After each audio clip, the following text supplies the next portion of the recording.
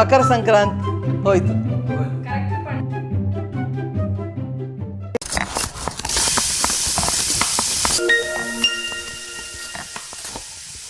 ಸರಿ, ನಮಸ್ಕಾರ.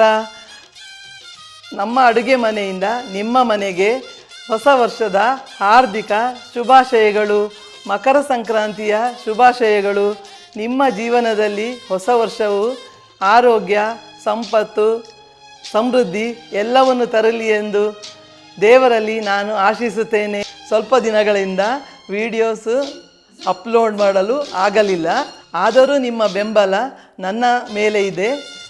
ಇನ್ನು ಈ ಮಕರ ಸಂಕ್ರಾಂತಿಗೆ ಹೊಸ ಹೊಸ ರೆಸಿಪಿಗಳೊಂದಿಗೆ ನಿಮ್ಮ ಮನೆಗೆ ನಾನು ಬರುತ್ತೇನೆ. ಹೀಗೆ ಅಮ್ಮೀಸ್ ಚಾನಲನ್ನು ಲೈಕ್ ಮಾಡಿ, ಶೇರ್ ಮಾಡಿ, ಸಬ್ಸ್ಕ್ರೈಬ್ ಮಾಡಿ. ಧನ್ಯವಾದಗಳು.